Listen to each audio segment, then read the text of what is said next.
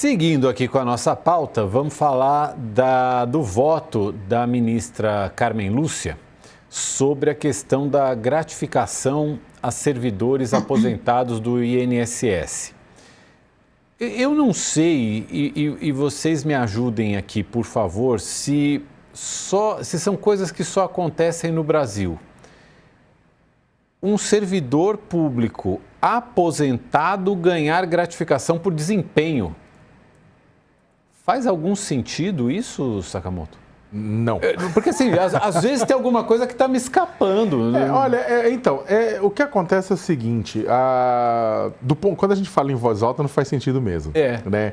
Agora, se você, quando você para pensar por que fizeram isso, é porque são formas de aumentar o salário do aposentado, né, mantendo ele o mais próximo possível do salário daqueles que estão na ativa. Você fala, Sakamoto, uma gratificação da salário.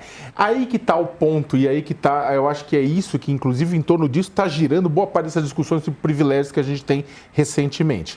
Você tem um salário base de categorias, diversas categorias. Um salário base, por exemplo, ministro supremo ou magistrado. O salário teto do funcionalismo brasileiro é 46.300 cascalhos por mês, que é o subsídio do ministro supremo. Ninguém deveria ganhar acima disso, correto? Correto. Na prática, ganham. Porque aí tem penduricário daqui, penduricário de lá, babá. O que você vai falar com alguns juízes, por exemplo? Eles falam, é que a gente deveria ganhar mais do que a gente ganha. Né? Só que, como a gente não consegue aumentar, isso na verdade é aumentado através desses penduricalhos. Não acontece só com o juiz, acontece com outras categorias, que aí coloca-se tem um salário base, aumenta-se esse salário através de penduricalhos. E aí tenta-se repassar esta paridade, ou chegar próximo de uma paridade com o pessoal que está aposentado, repassando esse tipo de gratificação da ativa para a aposentadoria. Se o salário fosse maior, passaria de uma vez, eles não fariam isso. Mas se o salário fosse maior, a sociedade iria reclamar. Se o salário do ministro supremo passasse imediatamente de 46 mil para 92 mil, todo mundo ia falar, peraí, o que aconteceu? E aí, como não pode fazer isso, eu não estou falando ministro supremo, mas uma série de outros magistrados vão encaixando coisa aqui e ali, né? E não só magistrados, outras categorias também. Toda essa discussão, em suma, Mauro, deveria levantar o debate por uma grande discussão nacional sobre remuneração do serviço público. Não é uma questão de... Porque quando a gente vai discutir questão do serviço público, o pessoal acaba com a estabilidade. Não é isso. Você tem funções que você acaba com a estabilidade, você vai gerar corrupção, tem um monte de coisa. O debate precisa acontecer. Alguém que não está garantindo, entregando, que bota o paletó lá e vai passear, não tem que estar no serviço público, não. Tem que estar na rua, né? Isso é bem claro. Né? Tipo, pagar para não trabalhar não pode existir. Só que é o seguinte, existe uma discussão maior sobre como, na verdade, fazer a composição do salário dessas diversas categorias. O Brasil não faz essa discussão. Não faz. Né? Nem faz. Enquanto a gente não faz... Essa discussão seria no âmbito de uma reforma administrativa? O grande problema é que esse debate ele é mais do que uma reforma administrativa. Por quê? Porque por mais que o Congresso Nacional seja o ambiente para produzir leis, produzir emendas à Constituição, etc. e tal, vai bater de frente, principalmente com o Judiciário, com o Ministério Público. E aí eles vão, na verdade, se pegarem armas e falar, se vier para cima da gente vai para cima de vocês. E aí fica naquela coisa como tem acontecido até agora. Isso é correto? Não, não é.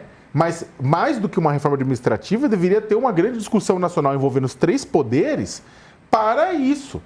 E não é simplesmente, tem gente, inclusive gente boa, que fala, não, Sakamoto, talvez a sugestão era o seguinte, você incorpora essas gratificações do salário e zera o jogo. Não, porque no dia seguinte começa a surgir outras gratificações, aumentando tudo de novo.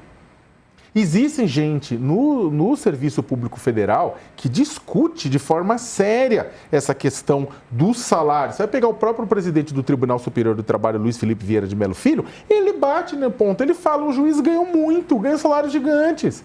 A gente precisa, na verdade, fazer uma discussão sobre isso. Até porque é bom que a gente lembre que esses super salários, eles pegam ali menos de 1% do funcionalismo. Não envolve gari, não envolve enfermeiro, não envolve professor de ensino base.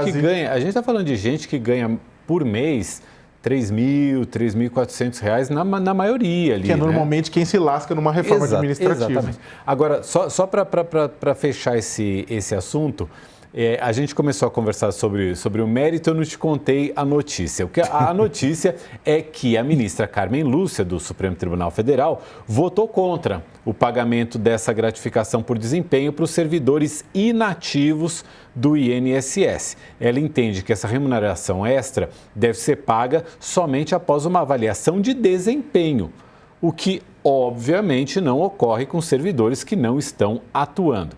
Essa decisão é de repercussão geral, ou seja, esse entendimento deve ser dado em todos os processos semelhantes em instâncias inferiores. Esse julgamento está no plenário virtual do Supremo.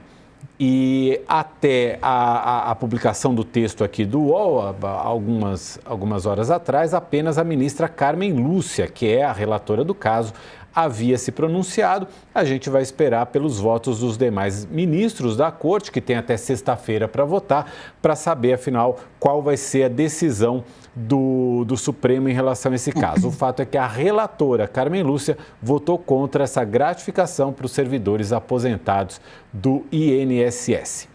Seguindo em frente aqui, a gente teve... Dani, diga, Dani.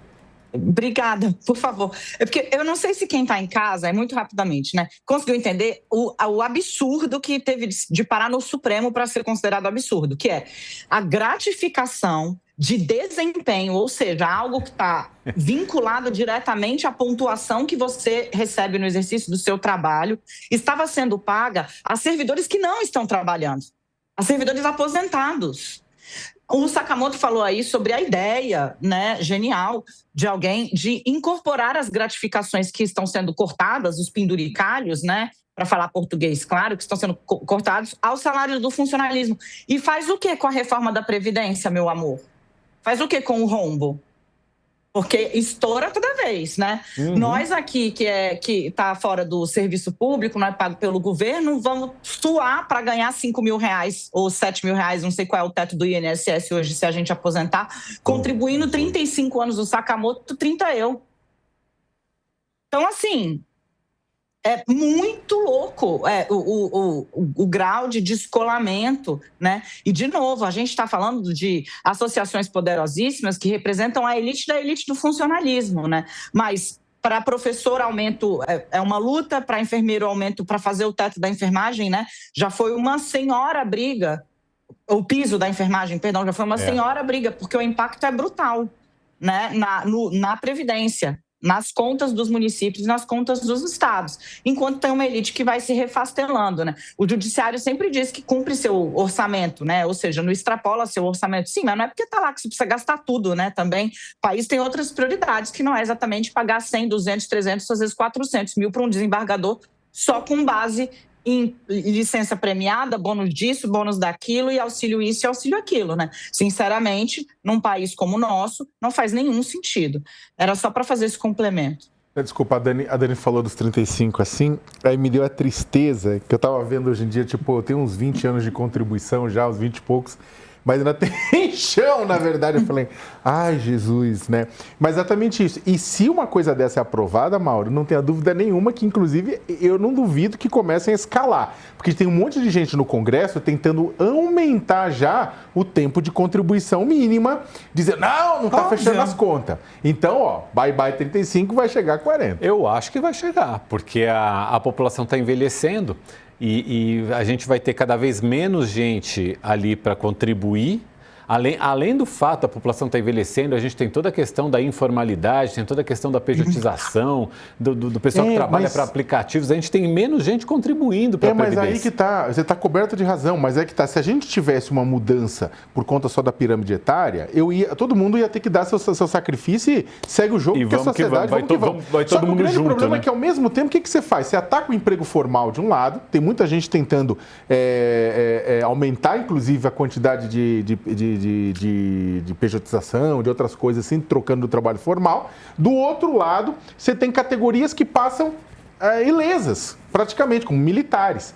Então, você tem exceções e do outro lado é retirada do dinheiro do sistema. Então vai afunilando mais do que do próprio afunilamento que seria trazido pela pirâmide etária. Tudo isso para dizer que estamos lascados. Ainda vamos falar muito sobre isso, porque esse tema não vai ser para agora, mas eu acho que para um próximo governo, para um próximo mandato, esse tema vai aparecer.